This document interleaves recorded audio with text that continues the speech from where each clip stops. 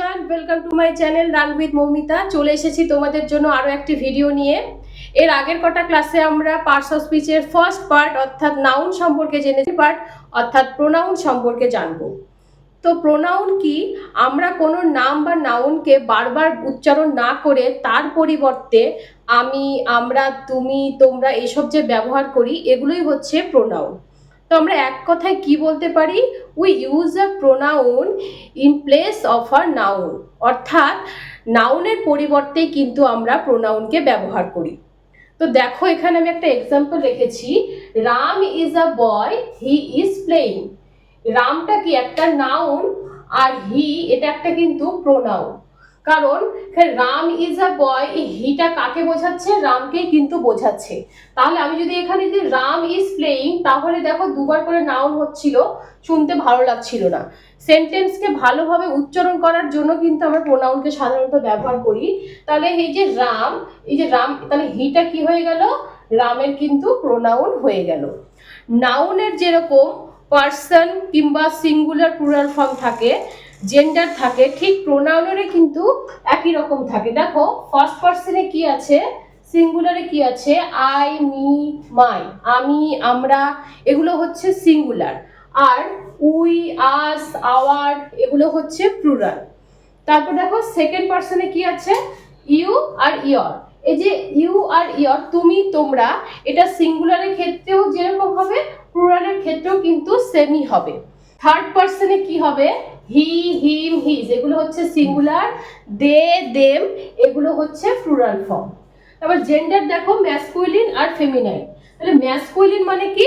পুংলিঙ্গ, অর্থাৎ যেগুলো ছেলেদের ক্ষেত্রে অ্যাপ্লিকেবল সেটা হচ্ছে ম্যাসকুলিন। দেখো হি, হিজ, হিম, হিমসেলফ, অর্থাৎ কোনো যখন ছেলের নামের পরিবর্তে আমরা প্রোনাউনকে ব্যবহার করব তখন কিন্তু আমরা এগুলো অ্যাপ্লাই করতে পারবো।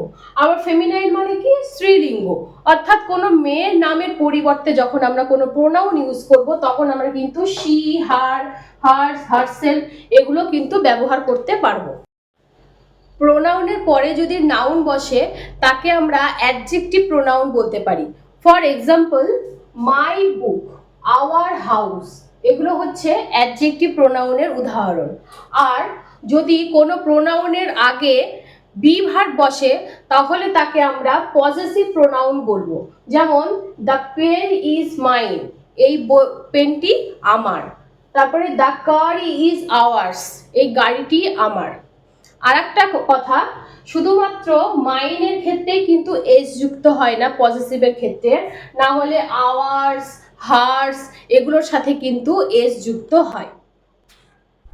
প্রোনাউন মূলত 6 প্রকারের হয়। ফার্স্ট প্রোনাউন হচ্ছে কি? পার্সোনাল প্রোনাউন, অর্থাৎ ব্যক্তিবাচক প্রোনাউন। এক্ষেত্রে কোনো ব্যক্তিকে বোঝানোর জন্যই কিন্তু এই প্রোনাউনটা ইউজ করি, যেমন ইউ, আই এগুলো হচ্ছে personal pronoun. For example you are a doctor, তুমি একজন ডক্টর, এখানে কি কোনো ব্যক্তিকে বোঝাচ্ছে, সেই জন্য এটা পার্সোনাল প্রোনাউন। সেকেন্ড কি? ডেমনস্ট্রেটিভ প্রোনাউন, অর্থাৎ যখন আমরা কোনো কিছুকে, কোনো বস্তু বা ব্যক্তিকে নির্দিষ্ট করে বোঝাই তখন কিন্তু আমরা এই প্রোনাউনকে ব্যবহার করি। দিস, দ্যাট এগুলো কি? দিস মানে এই, এগুলো, এগুলো হচ্ছে demonstrative pronoun. For example this are my new shoes, এগুলো আমার নতুন জুতো। তাহলে কি? জুতোগুলোকে নির্দিষ্ট করে বোঝাচ্ছে, সেই জন্য এটা ডেমনস্ট্রেটিভ প্রোনাউন। তারপরে কি? ইন্টারোগেটিভ প্রোনাউন, যখন আমরা কোনো কিছু প্রশ্ন করব সেক্ষেত্রে কিন্তু এই ইন্টারোগেটিভ অর্থাৎ প্রশ্নবোধক প্রোনাউনটা হয়। যেখানে সব রকম WH ওয়ার্ড অর্থাৎ যেগুলো দিয়ে আমরা প্রশ্ন করি সেগুলো এখানে হবে। For example who is your favourite singer, তোমার প্রিয় গায়ক কে?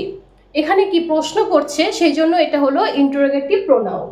তারপরে কি? ইনডেফিনিট প্রোনাউন, কোনো ব্যক্তি বা বস্তুকে নির্দিষ্ট করে না বুঝিয়ে অনির্দিষ্টভাবে বোঝানোর জন্য কিন্তু এই প্রোনাউনটা ব্যবহার হয়।